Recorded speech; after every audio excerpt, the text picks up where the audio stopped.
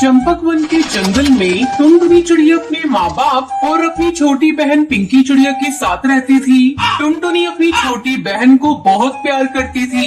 उसके माँ बाप किसान थे। जब वो खेत पर काम करने चले जाते थे तब टुनटुनी अपनी बहन की देखभाल करती थी। एक दिन जब टुनटुनी के माँ बाप खेत से घर वापस लौटे तो टुनटुनी अपनी माँ से कहती है, माँ, दूध खत्म हो गया है और पिंकी कब से रोई जा रही है। तुम मुझे पैसे दो, मैं पास वाली दुकान से जाकर दूध खरीद कर लाती हूँ। टुनटुनी अपनी माँ से पैसे लेकर जाने लगती है। तभी पिंकी चिड़िया रोने लगती है। अरे टुनटुनी चिड़िया, इसे भी अपने साथ लेती जा, थोड़ा ये भी बाहर घूम लेगी। अच्छा माँ, मैं पिंकी को भी अपने साथ ले जाती हूँ।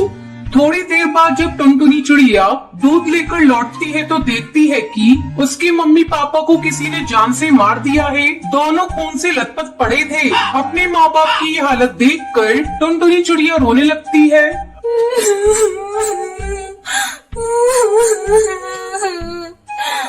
माँ, पिताजी, आपकी ये हालत किसने कर दी? उठो ना, ये देखो, मैं पिंकी चिड़िया के लिए दूध लेकर आ गई। टुनटुनी चिड़िया की रोने की आवाज सुनकर हरी काकी वहाँ आती है। हरी काकी, देखो ना, मेरे मम्मी पापा को किसी ने बड़ी बेरहमी से मार दिया। आपने किसी को मेरे घर आते देखा था? नहीं टुनटुनी चिड़िया, मैंने किसी को तेरे घर आते नहीं देखा। लेकिन तू कहाँ थी? मैं पिंकी चिड़िया के लिए दूध लेने गई थी। ये बहुत रो रही थी हरी काकी, इसलिए मैं इसे अपने साथ ले गई थी। और जब लौट कर आई तो मम्मी पापा को इस हाल में देखा। मत रो टुनटुनी चिड़िया, अगर तू इस तरह हिम्मत हारेगी तो तेरी बहन को कौन दिखेगा? हम सब तेरे साथ हैं। टुनटुनी चिड़िया, अगर किसी बात की जरूरत हो तो हमसे कहना। इस तरह कई दिन गुजर जाते हैं। घर में रखा सारा अनाज भी खत्म हो चुका था। खेत में लगी हुई फसल भी बिना देखभाल के सूख चुकी थी। एक दिन टुनटुनी चिड़िया अपने खेत पर जाती है और खेत में लगी हुई फसल सूखी देखकर रोने लगती है। क्या करूं? घर में अनाज का एक भी दाना नहीं है और माँ पिताजी ने जो फसल लगाई थी वो भी सूख चुकी है। अब दोबारा से खेत में फसल उगानी होगी। टुनटुनी चिड़िया 2 दिनों तक लगातार खेत की सफाई करती है।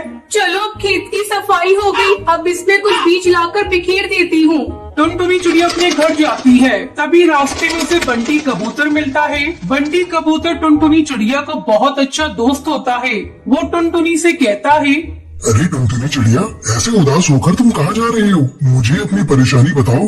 बंटी, मेरे माँ बाबा नहीं रहे और अब मैं अपनी बहन के साथ इस जंगल में अकेली हूँ। खाने को एक भी दाना नहीं है, बस अपने खेत के लिए कुछ बीज लेने जा रही थी।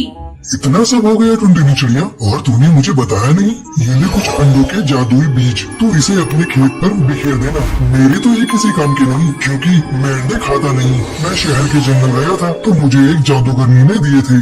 तुम्हारा बहुत बहुत धन्यवाद। अब मैं इन बीजों को ही अपने खेत में बिखेर देती हूँ।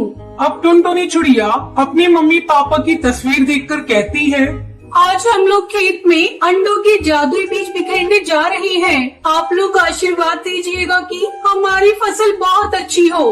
दोनों बहनें मिलकर खेत में अंडों के बीज बिखेर देती हैं। पिंकी चिड़िया और टुनटुनी चिड़िया मिलकर अपने खेत की अच्छी तरह से देखभाल करती हैं। कुछ दिनों बाद उनके खेत में अंडे की फसल लहराने लगती है।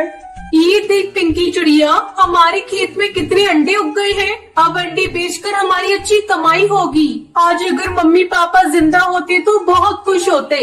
दीदी, मुझे मम्मी पापा की बहुत याद आ रही है। मत रो पिंकी, मम्मी पापा जहाँ भी होंगे उनका आशीर्वाद हमारे साथ है।